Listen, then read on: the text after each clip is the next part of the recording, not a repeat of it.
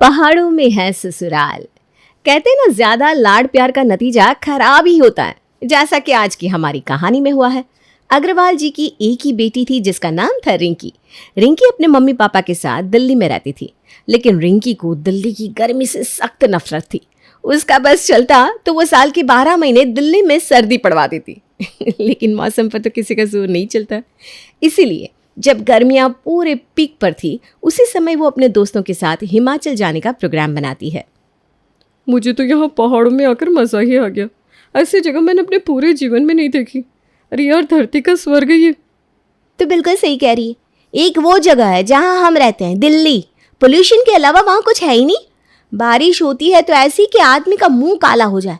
और एक ये जगह है, यहाँ की आबो हवा, यहाँ का मौसम, ये गिरती हुई बर्फ, और मैं तुझे क्या क्या बताऊं। ये सब देख के ना मुझे इतना अच्छा लग रहा है। अब तो मैंने सोच लिया है कि मैं शादी करूंगी तो बस पहाड़ों में करूंगी। मेरा ससुराल तो पहाड़ों में ही होना चाहिए। बस एक बार पहाड़ों में मेरी शादी हो जाए, फिर तो पूरी लाइफ सेट हो जाएगी। तू ही सोच यार, 4 दिन के लिए छुट्टी मनाने आते हैं तो हमें इतनी खुशी मिलती है।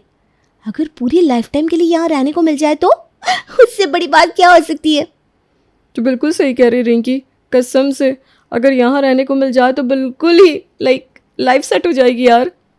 मैंने तो अब फैसला ही कर लिया है कि मैं यहाँ से घर जाती ही अपनी माँ को बता दूंगी कि मेरे लिए अगर कोई रिश्ता देखना है तो ऐसा हो जो पहाड़ों में हो, नहीं तो किसी और से मैं शादी ही नहीं करने वाली। वैसे भी मम्मी का कांटा बार बार शादी शादी शादी पर अटक जाता है। तुम देखना, जैसे ही मैं मम्मी को शादी के लिए यहाँ करूँगी ना, मम्मी लड़कों की लाइन लगा देगी। रिंकी जब शिमला से वापस आती है तो अपनी माँ को वहाँ की खूबसूरती के बारे में बताती है। माँ, जब से मैं पहाड़ों से वापस आई हूँ ना, मेरा मन ही नहीं लग रहा है। ऐसा लगता है मेरा मन वहीं रह गया है। माँ, आप भी एक बार पहाड़ों में घूमने जाओगी ना तो आपका भी वहाँ से आने का बिल्कुल मन नहीं करेगा। और मैंने तो फैसला कर लिया है कि अब मैं शादी करूँगी तो पहाड़ों में, नहीं तो नहीं करूँगी। अरे तू पागल हो गई है क्या बेटा? आई बड़ी शादी करूंगी तो पहाड़ों में, नहीं तो नहीं करूंगी। तुझे पता भी है 2-4 दिन को कहीं घूमने जाना और पूरा जीवन वहाँ बिताना, इन दोनों बातों में ज़मीन आसमान का अंतर होता है बेटा। ज़िंदगी के फैसले इतनी जल्दी नहीं लिए जाते, और शादी ब्याह जैसा ज़रूरी फैसला तो और भी ज़्यादा सावधानी से लेना चाहिए। जो तू पहाड़ों में शादी करने के लिए कह रही है ना, वहाँ का कल्चर, वहाँ की रीति रिवाज, सब कुछ हमसे बिल्कुल अलग होते हैं। और वहाँ का जीवन इतना आसान नहीं होता जितना तू समझ रही है। छोटे से छोटा सामान लेने के लिए भी वहाँ के लोगों को मीलों का सफ़र तय करना पड़ता है। मुझे जो कहना था मैंने कह दिया।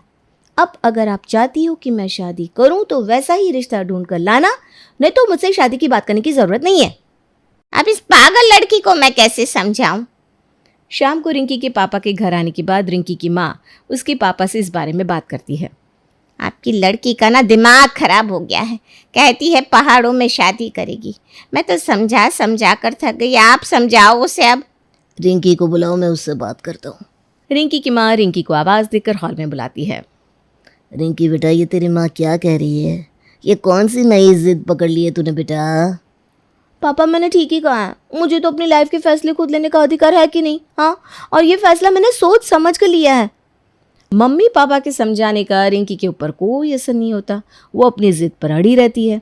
हार कर उसके मम्मी पापा उसके लिए पहाड़ों में ही रिश्ता खोजना शुरू कर देते हैं। अगले दिन ऑफिस में, मैंने तो अपने घर पर साफ साफ कह दिया है कि मुझे तो पहाड़ों में ही ससुराल चाहिए। अरे वाह रिंकी, ये तो बहुत ही अच्छी बात है। अगर तू पहाड़ों में शादी कर लेगी तो हम तेरे घर हर 6 महीने में चक्कर लगाते रहेंगे। आखिर हमारा होटल का खर्चा जो नहीं लगेगा, और एक सस्ती टिकाऊ ट्रिप भी हो जाएगी। हाँ हाँ, क्यों नहीं। पहले मेरी शादी तो हो जाने दे, फिर हम सब मिलकर पहाड़ों का चप्पा चप्पा घूम डालेंगे। जब रिंकी के ऑफिस में और उसके रिश्तेदारों को ये बात पता चलती है कि रिंकी के मम्मी पापा उसके लिए एक पहाड़ी लड़का ढूंढ रहे हैं, रोज़ किसी न किसी रिश्तेदार का फ़ोन उनके पास आने लगता है। रिंकी, ये तो बहुत अच्छा फैसला लिया बेटा तूने कि तू पहाड़ों पर शादी करेगी।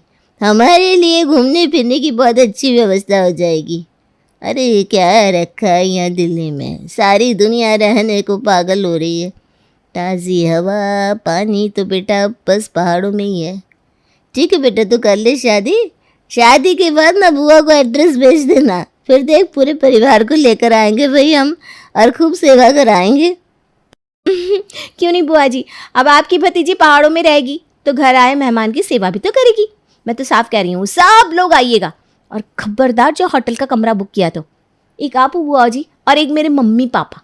आपको पता है अपने मम्मी पापा को मनाने में मुझे कितने पापड़ बेलने पड़े, क्या बताऊं। लेकिन अब फाइनली पापा मम्मी ने इस बात को मान लिया है। अरे पंडित जी, ये दिल्ली नोएडा वाले रिश्ते नहीं चलेंगे। मैंने आपको बोला था हमारे लिए आप हिमाचल उत्तराखंड से रिश्ते खोजो। मेरी बेटी की ये जिद है कि वो शादी करेगी तो पहाड़ों में, नहीं तो नहीं करेगी। अरे यजमान, ये क्या नया तुर्रा पाल लिया आपने?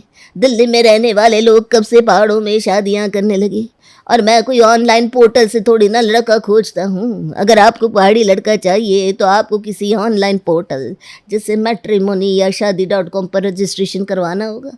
पहाड़ी लड़का खोजना मेरे बस का तो ना है। फोन रखने के बाद देख रही हो ना भाग्यवान, अब तो पंडित जी ने भी हाथ खड़े कर लिए। अरे ऐसी पागलपंती में भला कौन साथ देगा? अब यही सब बात बार बार करने से फायदा थोड़ी ना है। बेटी तो आपकी है, आप पर गई है। अब जो उसकी जिद है, अगर आपने पूरी नहीं की तो शादी नहीं करेगी, आप जानती ही हो। और बेटी को सारी उम्र घर में बिठा कर तो रख नहीं सकते। पापा तुरंत ही पंडित जी की बताई हुई साइटों पर शादी के लिए रिंकी का रजिस्ट्रेशन कर देते हैं।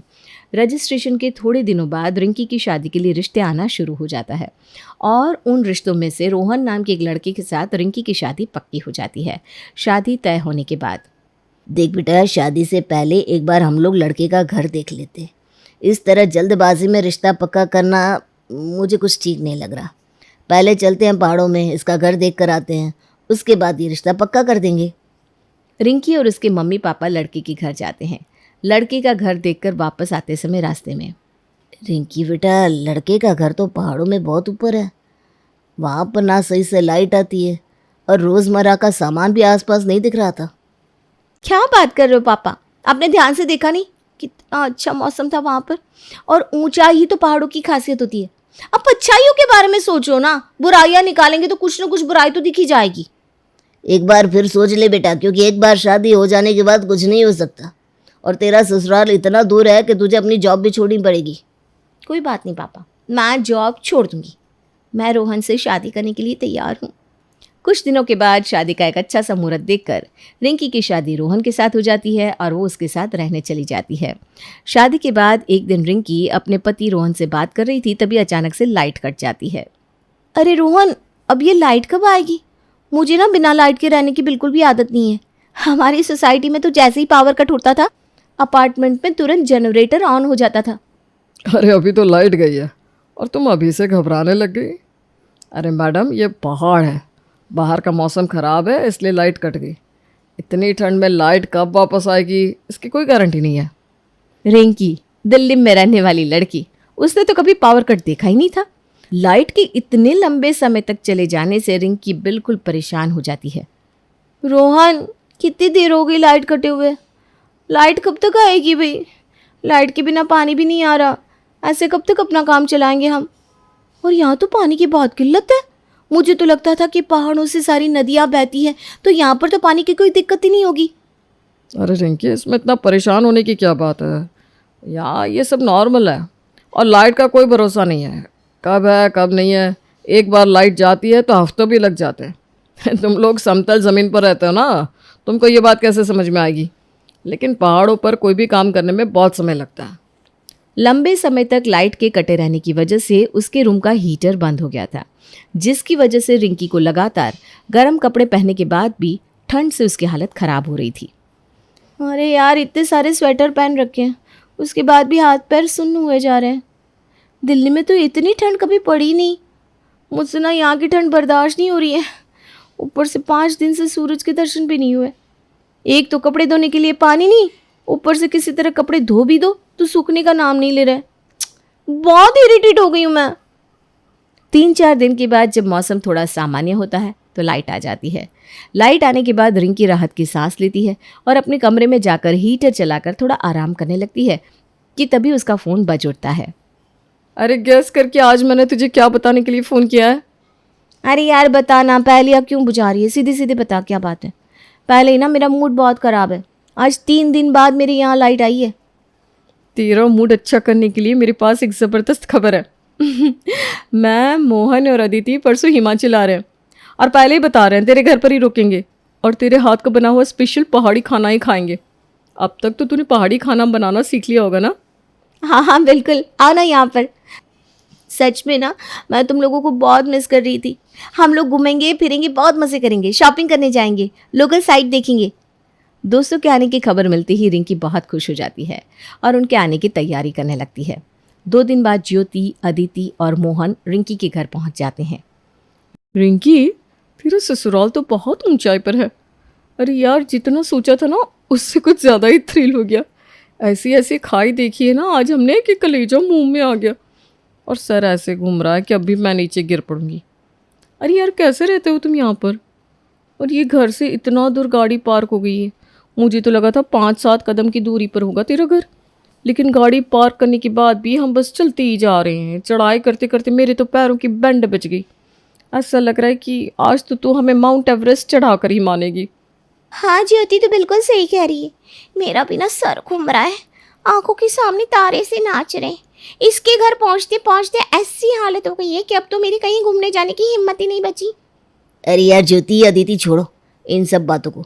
फाइनली हम रिंकी के घर पहुंच गए। अब इतनी चढ़ाई करते करते मेरी तो भूख से हालत बिल्कुल ख़राब हो गई है। और मैंने सुना है पहाड़ों में मैगी बहुत अच्छी बनती है। तो ऐसा कर, फटाफट मैगी बना ले। पहले पेट पूजा, उसके बाद काम दूजा। एक बार पेट में खाना जाएगा ना तो तुम सबकी सारी थकान दूर हो जाएगी। और फिर उसके बाद प्लान बनाएंगे कि कहाँ कहाँ घूमने जाना है। मोहन, मैगी तो नहीं है घर में? अरे तुम लोग कुछ और खा लो ना, बताओ क्या बनाऊं? नहीं यार, हमें तो मैगी ही खानी है। मैगी कौन सी बहुत बड़ी चीज़ है, ये तो नुक्कड़ की दुकान पर मिल जाएगी। यहाँ कोई नुक्कड़ी नहीं है, ये पहाड़ है, दिल्ली नहीं है। अरे कोई बात नहीं, थोड़ी तो दूर जाना होगा ना, कहीं तो मिल जाएगी। खाऊंगा तो मैं भाई मैगी। ठीक है फिर चलो। रिंकी का पति रोहन गाड़ी से ऑफिस चला गया था, इसलिए उन सबको पैदल जाना पड़ता है।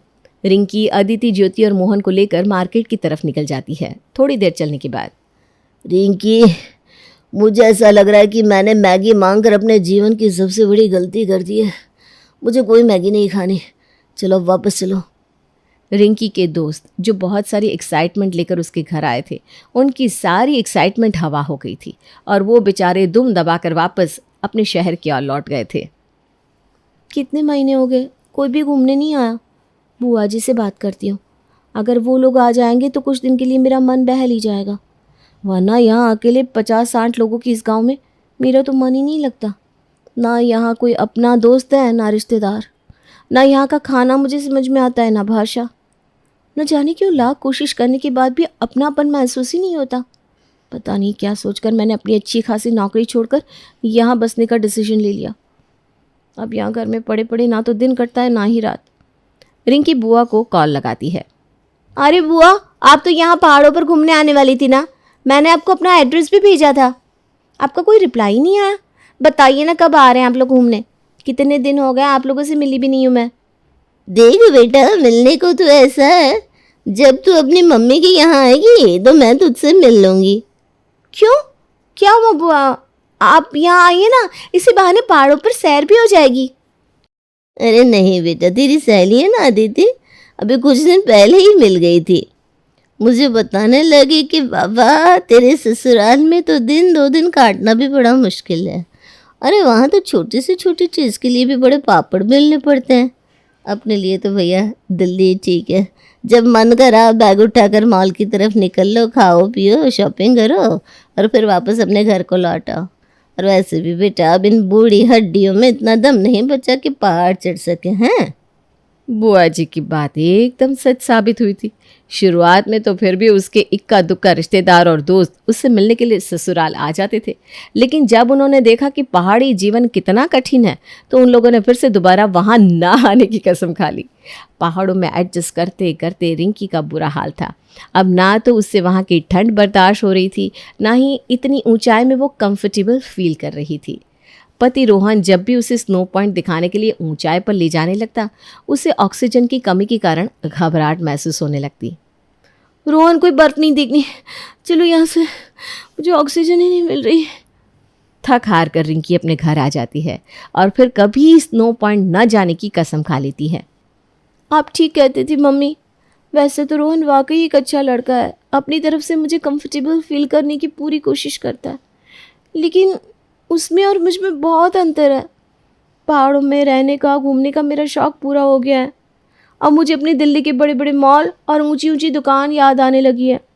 मम्मा प्लीज़ मुझे ले जाओ ना, मुझे अपने घर वापस आना है। बेटा शादी कोई मजाक नहीं होता, जीवन भर का रिश्ता होता है। और शादी से पहले मैंने और तेरे पापा ने तुझे समझाने की कितनी कोशिश की थी, लेकिन उस समय तो बच्चों की तरह जिद पर अड़ी थी। तुझे अपने बेमतलब के तर्कों के आगे कुछ समझ में नहीं आ रहा था। और बेटा एक उम्र के बाद ना इंसान को अपने किए हुए की जिम्मेदारी लेनी पड़ती है। जीवन भर माँ बाप सब कुछ नहीं संभाल सकते ना। अब तुम दिल्ली दिल्ली करना छोड़ो और अपने ससुराल में मन लगाओ। माँ की बात सुनकर रिंकी को समझ में आ जाता है कि अच्छा लगे या बुरा, अब उसे पहाड़ों में ही अपना जीवन बिताना है।